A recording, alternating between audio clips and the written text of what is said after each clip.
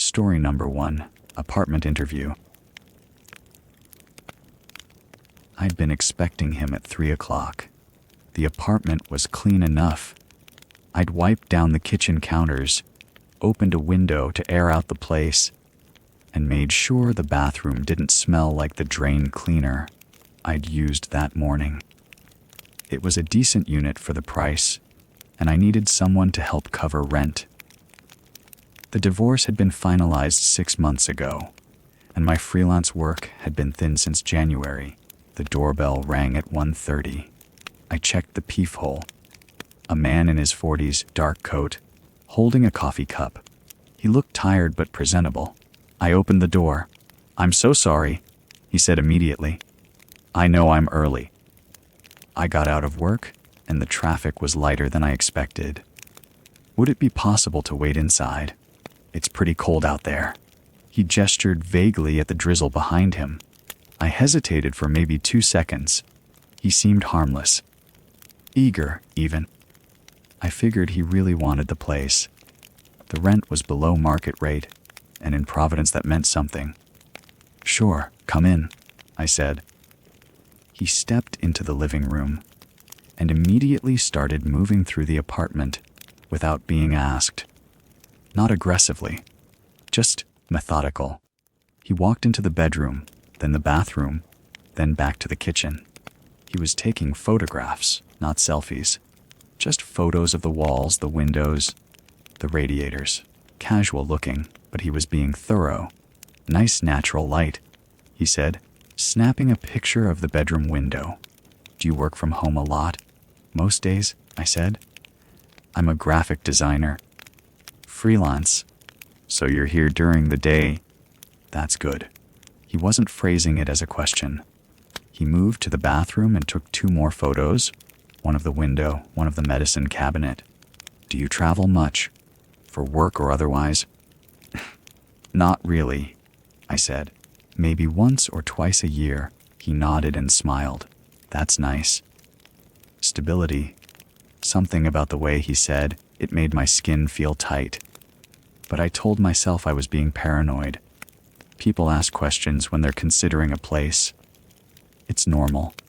He left at 2:55, apologizing again for the early arrival, saying he had another appointment and wanted to get ahead of it. He shook my hand. His grip was warm and firm. After he left, I noticed the smell, cologne. Not overwhelming, but distinct. It was in the bedroom, definitely. And in the bathroom. I'd only shown him those rooms for about 30 seconds each. The smell shouldn't have settled in like that. Cologne doesn't work that way. It needs time, or I stopped myself. He'd probably just been wearing a lot of it. Some people do. I didn't hear from him about the apartment. I assumed he'd decided against it or found something else. I showed the place to 2 other people over the next week. Neither of them worked out. By Friday, I'd stopped thinking about him. At 9 o'clock on Wednesday night, the doorbell rang. I was in bed, reading something on my laptop. I got up, annoyed, and checked the peephole. It was him. I didn't open the door. "Aye," he said through the wood. His voice was soft, almost apologetic. "I'm really sorry to bother you so late. I think I left my wallet here when I came by last week. I've been looking everywhere and I'm pretty sure it's in your kitchen. Would you mind if I just grabbed it?" I kept the chain latched and opened the door a crack. "I didn't see a wallet," I said. "It might be near the mail drawer," he said. "By the window." I remember setting it down there when I was looking around.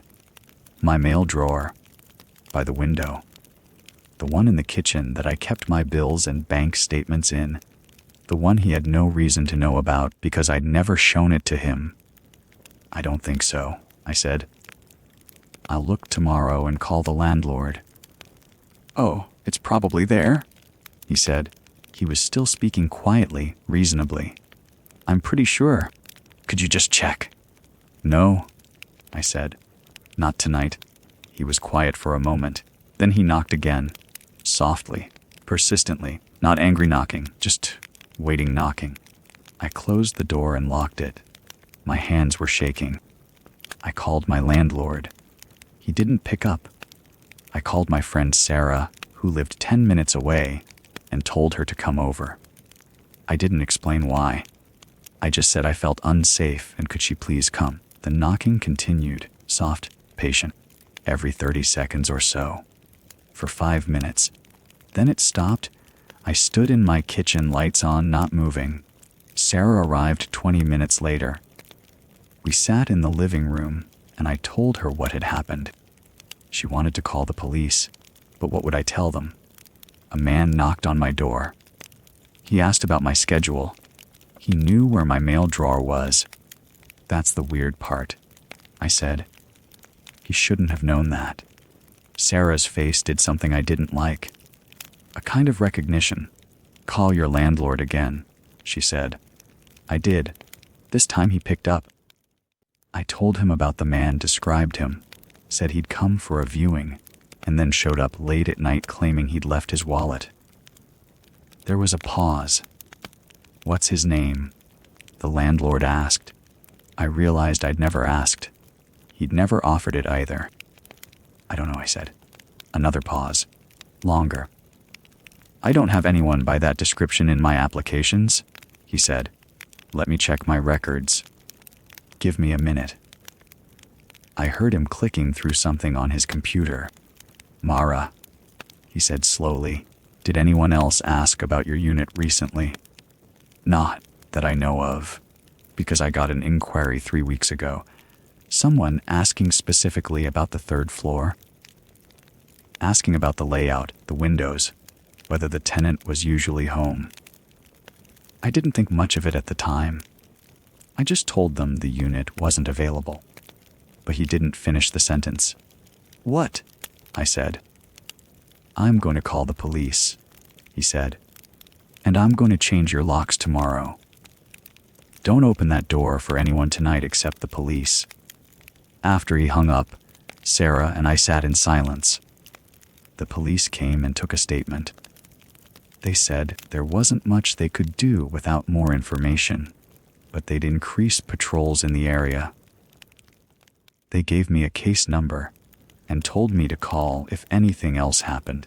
It's been 3 weeks now. Nothing else has happened. The locks are changed. I've installed a camera outside my door. I work with my door locked now, and I don't answer the door unless I'm expecting someone. But sometimes I still smell that cologne, just faintly, in the hallway or in the stairwell. I tell myself it's someone else's, someone who lives in the building. I tell myself a lot of things. Story number 2, Trailside offer. I park at Dark Hollow Falls on a Wednesday morning in late October. The lot is half full, which is normal for a weekday. The mist sits low in the valley, thick enough that I can't see more than 40 or 50 feet up the trail. I've done this loop twice before. 4 hours, moderate difficulty, nothing I haven't managed. I lock my car, check my phone for signal, and start walking. The first 20 minutes are routine. My boots find their rhythm on the packed dirt. The mist muffles everything, which I actually like. It makes the familiar trail feel different, quieter. I'm thinking about my 7th period class, about how I need to grade essays before Friday. And I'm not really paying attention to anything else. That's when I notice someone behind me. He's maybe 30 yards back, moving at exactly my pace. I don't hear him approach. I just turn around at a switchback and there he is. Muscular guy, probably mid-50s, wearing pristine REI gear that looks like it came off a rack yesterday. His hiking boots are clean. His jacket is clean. Everything about him looks new. He smiles when he sees me looking. Morning, he calls out. You heading up to the ridge? Yeah, I say. Just the standard loop. He closes the distance between us. You know about the shortcut? Cuts right through the ridge, saves you an hour and a half. Locals use it all the time. I've hiked this trail twice. I know the marked route. I know where the switchbacks are. I don't know about any shortcut, and I'm not interested in finding one. I'll stick with the main trail, I say. I like knowing where I'm going. He nods, still smiling, smart. But if you change your mind, it's about a quarter-mile up. You'll see where the trees thin out. I turn and keep walking. I expect him to pass me or fall back, but when I glance over my shoulder a minute later, he's still there. Same distance. 20 yards, maybe. I tell myself he's just hiking at my pace. Coincidence. The trail isn't that wide, and we're both going the same direction. But something about it bothers me. I speed up slightly, just to test it. My boots crunch on the wet leaves. I listen for his footsteps. I can't hear them anymore. That's worse. That's what makes me turn around again. He's still there, same distance, walking like he's not even trying. When he sees me looking, he waves. I don't wave back. I keep walking. The mist is getting thicker. The trail is becoming less distinct. I'm starting to regret not bringing a map, even though I know the way. The wet leaves are piling up, and the sound of my own footsteps is the only thing I can hear clearly.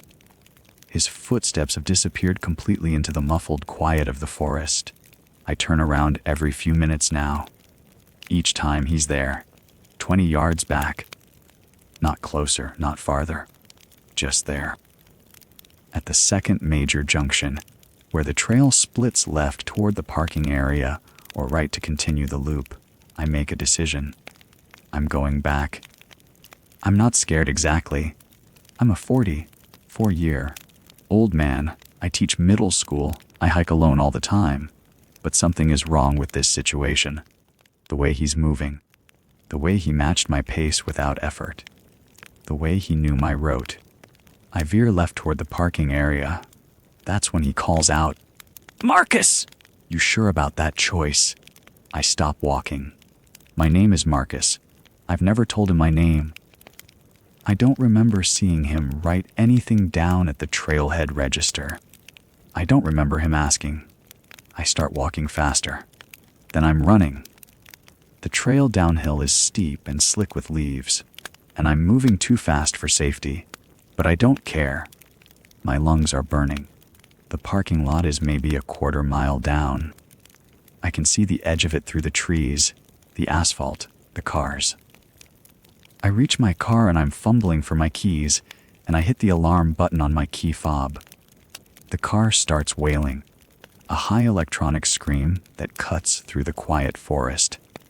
The sound is so loud it's almost painful. I hit it again, and again. 2 hikers emerge from the visitor lot, both of them looking confused and concerned. A woman in a purple jacket and a man with a camera around his neck. They're walking toward me. "You okay?" The woman calls out. "Yeah," I say, breathing hard. "Yeah, I'm fine. Just testing the alarm." That's a stupid thing to say. I know it's stupid, but I'm watching the trail entrance, waiting to see if he comes out. He does, 30 seconds later.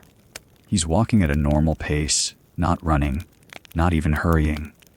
He sees the other hikers and me standing by my car, and he waves at them like we're all friends, like this is normal. The woman waves back uncertainly. He doesn't come toward us. Instead, he walks past the visitor parking area entirely and heads toward the far side of the lot, toward a smaller section I've never paid much attention to.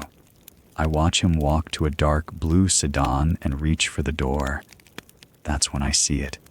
The parking permit on his dashboard. It's not a visitor permit. It's different. It's a Park Service employee permit. I get in my car and lock the doors. I sit there for a long time, my hands shaking on the steering wheel. The other 2 hikers have gone back to their hike. The parking lot is quiet again, except for the sound of my own breathing. I think about calling the park ranger station. I think about what I would tell them. that a man was hiking behind me at a consistent distance, that he knew my name without me telling him, that he has an employee permit. None of it sounds like anything. None of it is anything. People hike. People work at parks. People know things. But he knew my name. I start the car and drive out slowly. In my rearview mirror, I can see him standing by his sedan, watching me leave. He's not doing anything. He's just standing there, hands at his sides, watching. I don't go back to that trail. I haven't been back to that trail. And I've checked the Park Service website 3 times, looking for employee rosters, looking for a name, looking for something that makes sense. I never found anything. And I still don't know how he knew my name. Story number 3, pharmacy window. I was restocking the cold medicine aisle at 2 in the morning when he approached the counter. The store was empty except for him. I'd been working the night shift at this pharmacy for almost 2 years, and 2 a.m. was usually when I could hear the fluorescent hum without any other noise underneath it. He was thin, maybe mid-30s, wearing a dark jacket that looked like it hadn't been washed in a while. He had a prescription slip in his hand. I watched him from where I was standing, waiting to see if he'd wait for someone else, or if he'd come find me. He came straight to the counter. I walked over and took the slip from him. Anxiety medication, pretty standard. But then he asked what nights I usually worked. He was looking right at me while he asked it, and he didn't look away. I told him my schedule varies. That was true enough. I didn't say it was mostly nights because I liked the quiet, because the day shift manager was difficult, because I could think when it was dark outside and the store was empty. I just said varies and started processing his prescription without meeting his eyes again. While I was typing his information into the system, I noticed the smell. Stale cigarette smoke, the kind that gets into fabric and stays there. It mixed with the antiseptic smell of the pharmacy, and something about that combination made my stomach tighten. I don't know why. It was just a smell. I handed him the bag and told him to take 1 tablet before bed. He nodded and said thank you.